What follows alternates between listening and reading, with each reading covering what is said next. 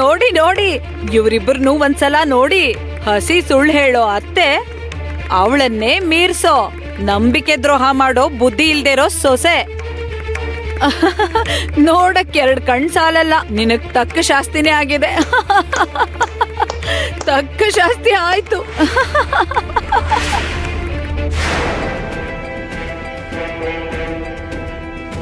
ಅಣ್ಣ, ದೊಡ್ಡಮ್ಮ ಕೋಪದಿಂದ ಸಕ್ಕು ಹೊತ್ಗೆನ ಕರ್ಕೊಂಡು ಹೋದ್ರು. ನೀನ್ ಹೋಗಿ ನೋಡ್ಕೊಂಬ ಅಣ್ಣ, ನನಗೆ ತುಂಬಾ ಭಯ ಆಗ್ತಿದೆ. ಅವಳ ಬಗ್ಗೆ ನಿನ್ಗೆ ಯಾಕೋ? ನೀನ್ ಯಾಕೆ ಗಾಬರಿ ಆಗ್ತಿದ್ಯಾ? ಯಾಕೆ ಕಳು ಮುಖ ಮಾಡ್ಕೊಂಡಿದ್ಯಾ? ಸಂತೋಷದಿಂದ ನಾಟ್ಯ ಮಾಡು ಅಂತ್ಯಾ? ಅತ್ಗೆ ಎದ್ದಾಗಿಂದ ಮನೆ ಕೆಲಸ ಮಾಡ್ತಾ ಇರ್ತಾರೆ. ತಪ್ಪು ಮಾಡದೇ ಇದ್ರು ಶಿಕ್ಷೆ ಅನುಭವಿಸ್ತಾ ಇರ್ತಾರೆ. ಅವ್ರಷ್ಟು ಒಳ್ಳೆಯವರಾದ್ರೂ ಕೂಡ ಏನಿವಾಗ ಏನಾಯ್ತು? ಅವಳಿಗೇನಾಯ್ತೀಗ? ಅಷ್ಟಕ್ಕೂ ಅಸಕ್ಕೂ ನಾಚಿಕೆ ಮಾನ ಮರ್ಯಾದೆ ಇದೆಯಾ? ಇವಳೇ ಕೆಲ್ಸಕ್ ಬಾರ್ದೋಳು ಅನ್ಕೊಂಡ್ರೆ ಅವ್ರ ಅಪ್ಪ ಅಮ್ಮ ಕೂಡ ಅದೇ ತರ ಇದ್ದಾರೆ. ಎಷ್ಟು ಮೋಸ, ಎಷ್ಟು ದ್ರೋಹ ಅಂತ ನೀಚ್ರಿಗುಟ್ಟಿದ್ ಮಗ್ಳು ತಾನೆ ಹೀಗೆ ಇರ್ತಾಳೆ. ಅವಳಿಗೆ ಪೂಜೆ ಮಾಡುವಂತೀಯ ನೀನು? ಅಯ್ಯೋ, ಎಷ್ಟು ಭಯಂಕರವಾದ ತಪ್ಪು ಮಾಡಿದಾಳೆ. ನೀವೇ ನೋಡಿದ್ರಲ್ಲ.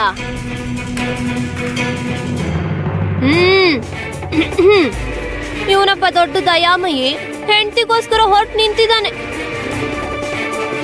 ನೀನ್ ಹೋಗ್ಬಾರ್ದು ದಿಗು, ಈಗ್ಲೇ ಹೇಳ್ತಿದ್ದೀನಿ ಕೇಳು. ಸಕ್ಕುನ ಕಾಪಾಡ್ತೀನಿ ಅಂತ ನೀನ್ ಅವಳ ಹಿಂದೆನೆ ಹೋದೆ ಅಂದ್ರೆ ಅಮ್ಮ ನಿನ್ನ ಖಂಡಿತ ಕ್ಷಮಿಸಲ್ಲ ಕಣೋ. ಉಗ್ರ ರೂಪ ತಾಳ್ತಾಳಷ್ಟೇ. ಅವಳ ಹಿಂದೆ ಬರ್ಬೇಡ ಅಂತ ಪದೇ ಪದೇ ಹೇಳಿದಾಳೆ, ಆದ್ರೂ ಹೊರಟಿದ್ಯಲ್ಲ. ಸಕ್ಕು ತರ ಮೋಸ ವಂಚನೆ ಮಾಡೋರ್ಗೆಲ್ಲ ಬೆಂಬಲ ಕೊಡ್ಬಾರ್ದು. ಇದ್ ನಿಂಗೆ ಅರ್ಥ ಆಗ್ತಿಲ್ವಾ? ಅಕ್ಕ, ಈಗ ನಡೆದಿರೋ ಘಟನೆಯಲ್ಲಿ ಸಕ್ಕು ಹೊತ್ಗೆ ತಪ್ಪೇನಿದೆ? ಹೌದು, ನಿಜಾನೇ.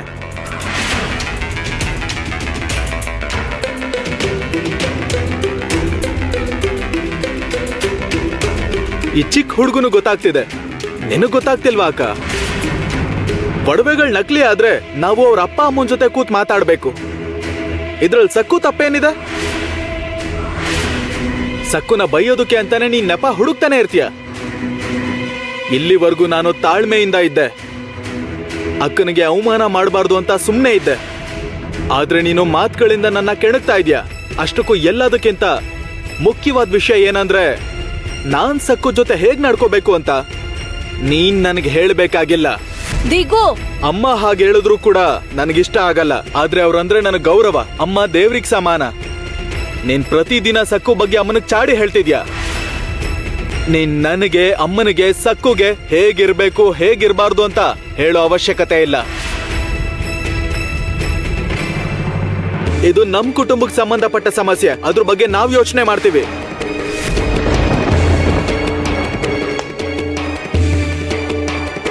ನೀನು ಅತಿಥಿಯಾಗಿ ಇಲ್ಲಿಗೆ ಬಂದಿರೋದು ಅದನ್ನ ನೆನ್ಪಿಟ್ಕೋ. ಈಗ ನೀನ್ ಇರ್ಬೇಕಾಗಿರೋದು ನಿಮ್ಮ ಅತ್ತೆ ಮನೇಲಿ. ಹೋಗಿ ಈ ಸಕ್ಕುನ ಶಾಶ್ವತವಾಗಿ ತವ್ರ ಮನೇಲಿ ಬಿಟ್ಟು ಬನ್ನಿ. ದಿಗಂಬರ್ ರಾವ್ಗೆ ಹೆಂಡತಿ ಆಗೋ ಯೋಗ್ಯತೆ ಈ ಸಕ್ಕು ಖಂಡಿತ ಇಲ್ಲ. ಆ ಯೋಗ್ಯತೆ ನನಗ್ ಮಾತ್ರ ಇದೆ. ಸಕ್ಕು ಮತ್ತೆ ಊರ್ನಲ್ಲಿ ಏನಾದ್ರೂ ಕಾಣಿಸ್ಕೊಂಡ್ರೆ ಕುತ್ಕೆ ಹಿಸ್ಕಿ ಸಾಯಿಸ್ಬಿಡ್ತೀನಿ. ಅಯ್ಯೋ ಬೇಡ ಮಾಣಿಕ್ಯ ಅಕ್ಕ, ನನ್ನೇನು ಮಾಡಬೇಡಿ. ಮಾಣಿಕ್ಯ ಅಕ್ಕ, ಮಾಣಿಕ್ಯ ಅಕ್ಕ, ನನ್ನ ಬಿಟ್ಬಿಡಿ.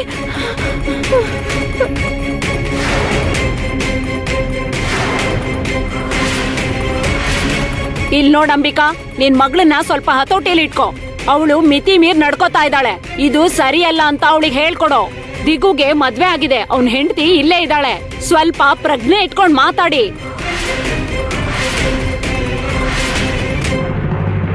ನನ್ಗಲ್ಲ, ಅವಳಿಗೆ ಹೇಳಿ. ವಯಸ್ಸಲ್ಲಿ ದೊಡ್ಡವರು ಅಂತ ನಿಮಗ್ ಮರ್ಯಾದೆ ಕೊಟ್ಟು ಮಾತಾಡ್ತಿದ್ದೀನಿ. ಅದನ್ನ ಹಾಳು ಮಾಡ್ಕೋಬೇಡಿ. ನಾನು ಸುಬೇದಾರನ್ ಹೆಂಡ್ತಿ. ನಿಮ್ಮಿಂದ ಸಲಹೆ ತಗೊಳ್ಳೋ ಸ್ಥಿತಿಲ್ ನಾನಿಲ್ಲ. ಮೊದ್ಲು ಅದನ್ನ ನೆನ್ಪಿಟ್ಕೊಂಡು ಆಮೇಲೆ ನನ್ ಜೊತೆ ಮಾತಾಡಿ. ಇಲ್ ನೋಡು ಮನೋರಮ, ಮೊದಲನೇ ದಿನ ನಿಮ್ಮನೇಲಿ ಪೂಜೆ ನಡೆಯೋವಾಗ್ಲೇ ನಿಂಗೆ ಶಾಪ ಹಾಕಿದ್ದೆ, ನೆನ್ಪಿದ್ಯಾ? ನಿಮ್ಗೆ ಶಾಪ ಹಾಕ್ತಿದ್ದೀನಿ. ಈ ಮನೆಗೆ ಅನಿಷ್ಟ ಬರುತ್ತೆ, ನಾಶ ಆಗೋಗ್ತೀರಾ, ದ್ರೋಹ ಮಾಡಿದ್ದಕ್ಕೆ ತಕ್ಕ ಪ್ರತಿಫಲ ಅನುಭವಿಸ್ತೀರಾ.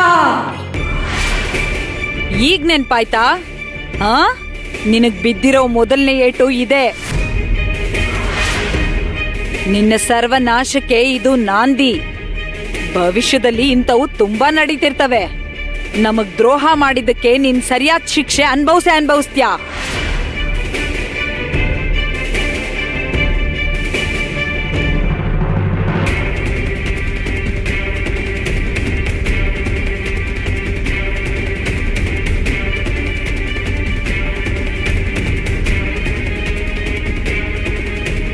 ನಿನ್ ವಿನಾಶ ತಪ್ಪಿದ್ದಲ್ಲ ಮನೋರಮಾ.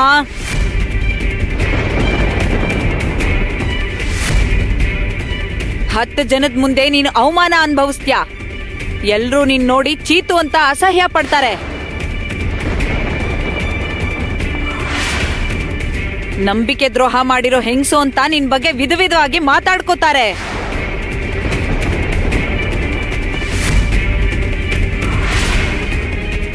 ನಾನ್ ಹೇಳ್ತಿದ್ದೀನಿ, ಬರ್ದಿಟ್ಕೋ. ನಡಿ ಮಾಣಿಕ್ಯ.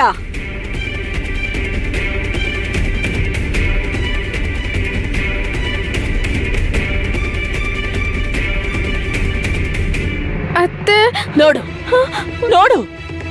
ಅಪ್ರಯೋಜಕಿ, ಕೆಲ್ಸಕ್ ಬಾರ್ದವಳೆ ನಿನ್ನಿಂದಾನೆ, ನಿಮ್ಮಪ್ಪ ಅಮ್ಮನಿಂದಾನೆ ಈ ಊರಲ್ಲಿ ನನ್ನ ಮರ್ಯಾದೆ ಮಣ್ಣು ಪಾಲಾಗೋಯ್ತು.